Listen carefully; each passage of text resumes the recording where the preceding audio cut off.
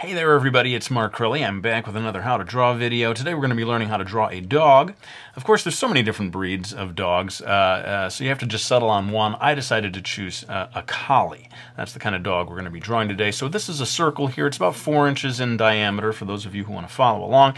I'm going to go ahead and put down some basic guidelines in time-lapse, and then we'll be back to get a little further on in the drawing.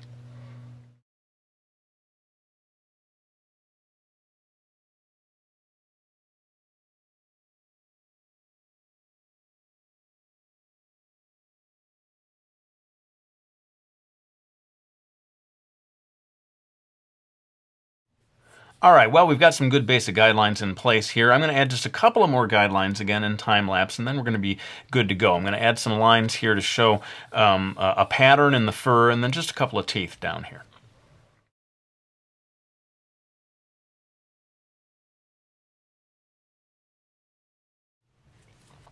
Okay, well, I said I was going to stop with the teeth, but I decided to add in one extra line here for the tongue, and that's it for the guidelines. I'm going to go ahead and start moving on to, I'd say just the sort of midway details, if such a term exists. In drawing a collie, of course, one of the big things is getting the fur right, and especially toward the end of this video, I'm going to be dedicating lots and lots of time to drawing the fur. But for now, I'm going to be sort of just getting some rough lines in place and talking about the direction that the fur flows in, and especially the length of the fur in different areas of the face. And some of you may have seen the video that I did a while back on a wolf, the face of a wolf, and there's actually a fair number of similarities in terms of the direction of the fur and so forth. They must be related, huh, at some point? In any case, I'm adding some fairly long tufts of fur that come off the top of the ears. And, I just sort of made a decision to draw the collie with the ears flopping down instead of pointing straight up, I suppose, to differentiate this lesson a little bit from that wolf one as much as I could.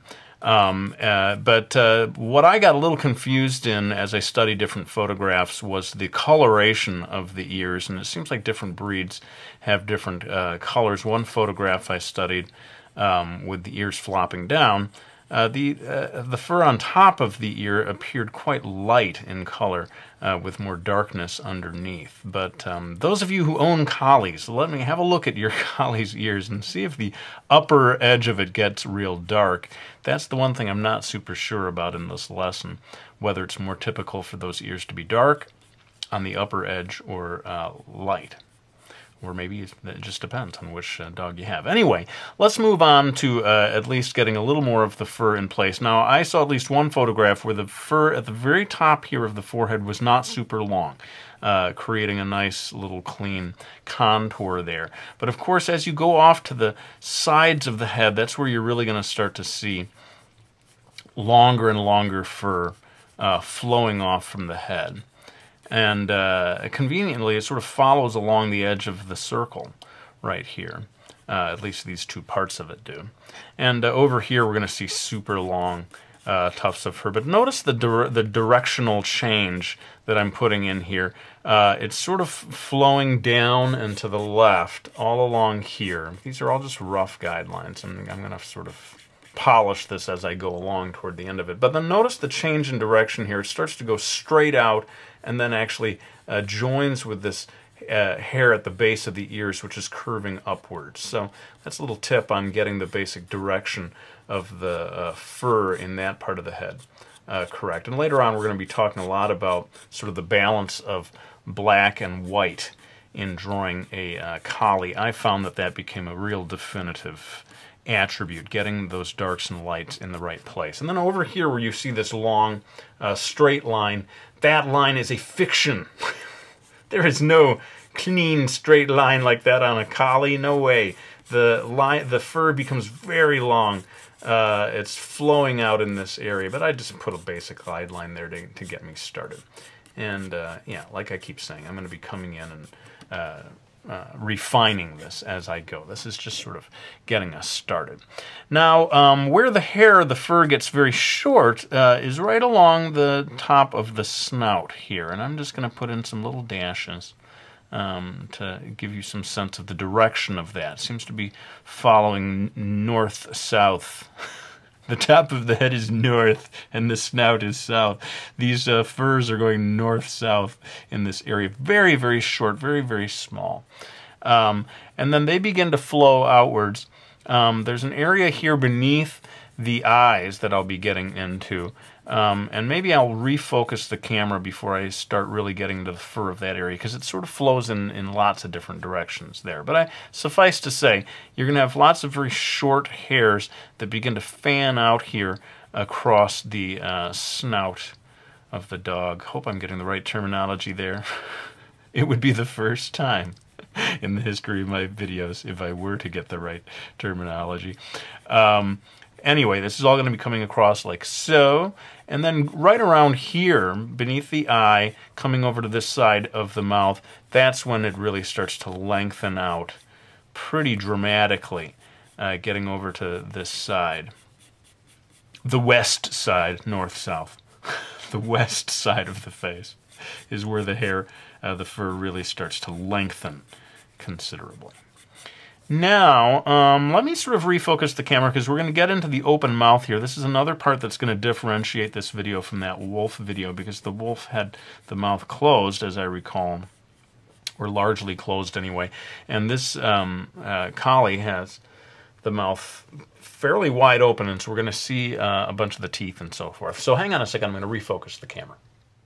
So let's go ahead and draw these teeth here. I guess we have some quite large teeth toward the back. Are they wisdom teeth? I'm not sure. They're very large, though, back here. And then what I found interesting was after a couple of sort of sharp teeth back here, there was a gap. I noticed quite a gap between here and between this these two really quite big sharp teeth at the bottom. Quite a gap in there. Again, look at your own collies if you have one and let me know if I'm wrong about that. But I was surprised to find that it was not a steady, continuous row of teeth that went all the way, sort of divided into two groups. And down here I was really surprised as I studied photographs that these teeth, there's like 4 teeth down here at the bottom that really point outward. They really jut outward, or in an entirely different direction from these teeth. And again, maybe there's some canine experts out there that will explain why these teeth assist the dog in chewing, or whatever it assists the dog in doing. But I thought it was sort of interesting that you had different directions, and these, certainly compared to human teeth, really seem to be pointing outward in a fairly dramatic way. Now this line down here, I guess we would call it the gums, sort of breaks into a couple little sections down here. It's very clean, the very clean line right down there. There's sort of a disruption in the line right there, and then it gets very clean again. I don't know why clean. What, do they use detergent? It just, the line seems very clear to me, let's put it that way, as it curves around the edge here. Now the fur coming across the snoutal region is very, very short. And we're coming up here to the nose. I guess I might as well get into that. This is going to be largely concealed by darkness, this nose, but just as I saw with the wolf, you have the big nostril area out here toward the front, but then it cuts around to the side. Maybe, as I think I read in the comments section, people educating me that this shape of nostril allowed them to, obtain a scent from all different directions, or something like that. I'm going to pretend I know what I'm talking about. The same guy who just used the term snoutal region. Let's move on. Oh, I tried to do this so that we could see the eyes as well. Sometimes you get little, almost like whitish eyelash-looking fur right there above this eye. But I noticed the sort of almond shape of the eye, and that there is, of course, the eye itself is kind of circular back here. Although this all gets darkened in quite a lot. It's not super clear. And then what we would call the tear duct on a human is taking up a fairly large area over here. Now, one thing I wanted to talk about, and I'm going to go ahead and erase my circular guideline here.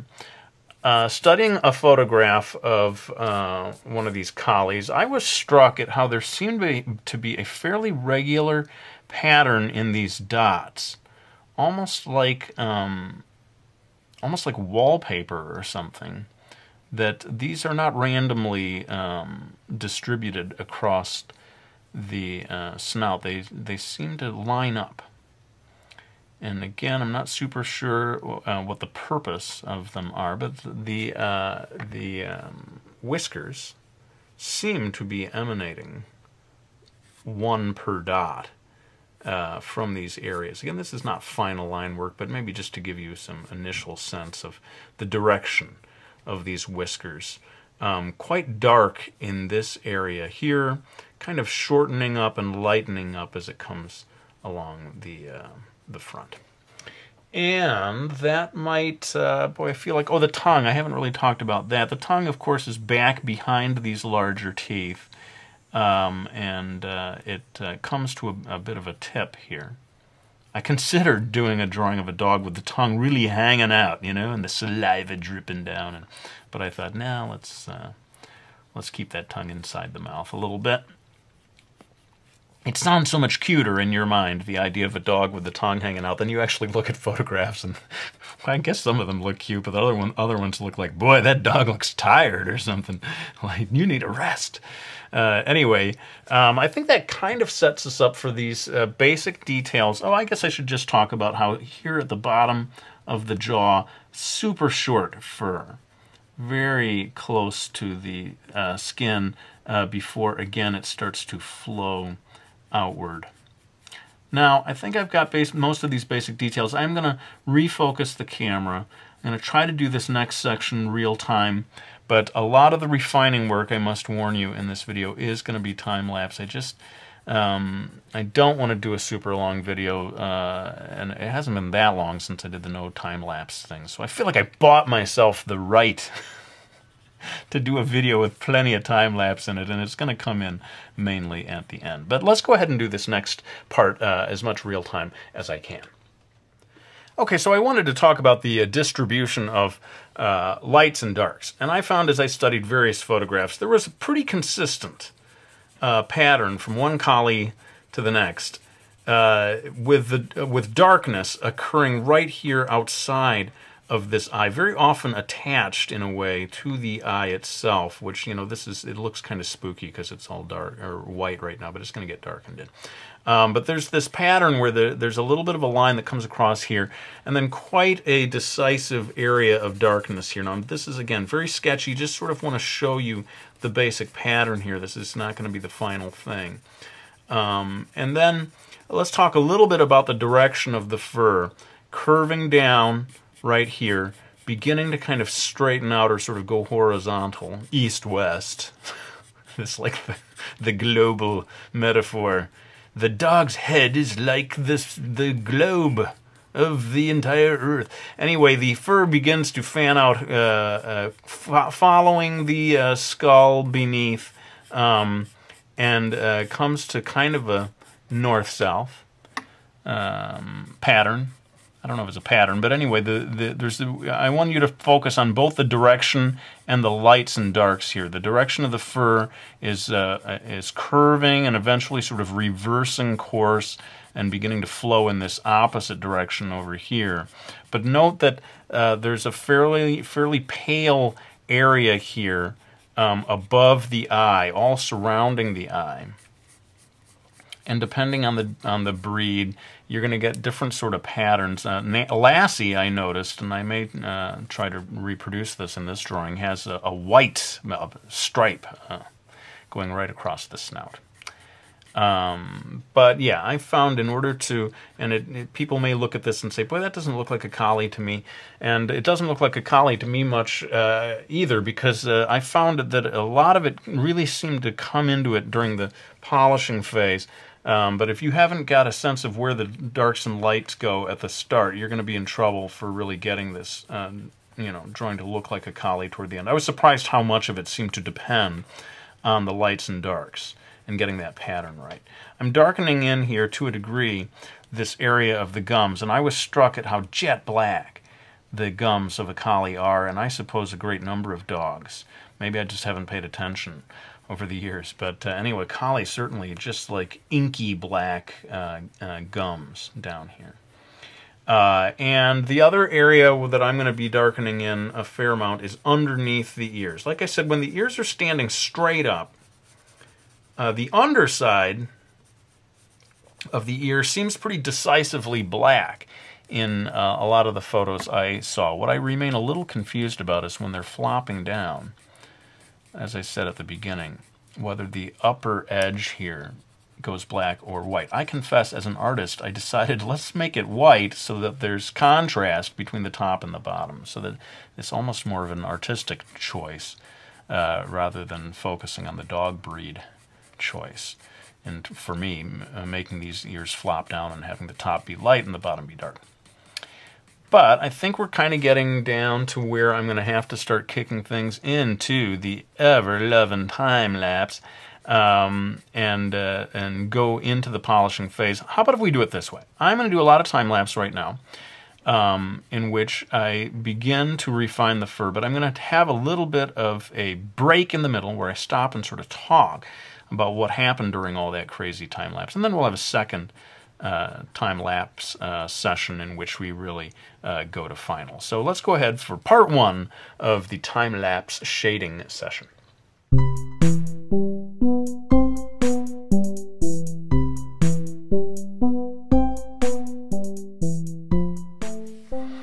All right, so we're making progress here, kind of refining things. I thought I'd come in for my little halftime show here to give you two different tips. One of them is that I'm doing a lot of shading this time with the side of my pencil. The theory being that when I look at a collie, I'm struck by the sort of fluffiness, the smoothness, and when you use the tip of the pencil and start going like this, you start conveying roughness in the fur, and that would work very nicely, I suppose, for like the wolf one, you know, if you want that sort of tough-looking fur. But I'm trying to go for a soft focus kind of an effect here. So I'm doing a lot of this side of the pencil-led shading in this illustration.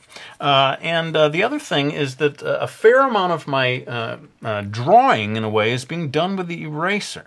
I put some tone down, and then I go in with my eraser to suggest a tuft of white fur coming here in front. Of course, that involves a little bit of preparation and back and forth. You know, you get some dark tone with an eye toward erasing it, and it can be a pretty effective way of conveying fur. And you find that you are, you know, quite literally drawing with your eraser.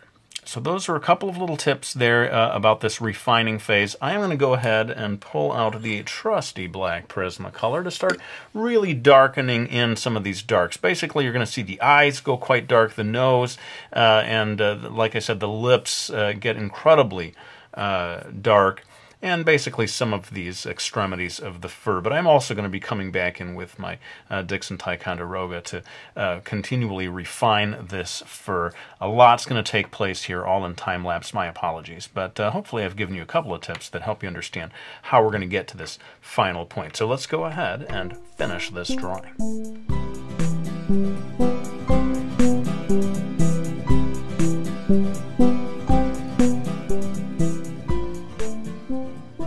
Alright, well, there's my video on how to draw a dog. Of course, every breed is different, and I'm sure I'm going to have to do other breeds in future videos. But for now, let me thank anyone who has supported me by getting any of my books. We got the Brody's Ghost graphic novels, we got Miki Falls, and we've got Mastering Manga. Mastering Manga 2 coming out in just about 2 months from now. I'll certainly be talking more about that in the weeks ahead. But let's go ahead and wrap this video up. I really hope you enjoyed it. Gotta lay down the pencil. Thanks so much for watching this or any of my videos. I do greatly appreciate your support, and I'll be back with another one real soon.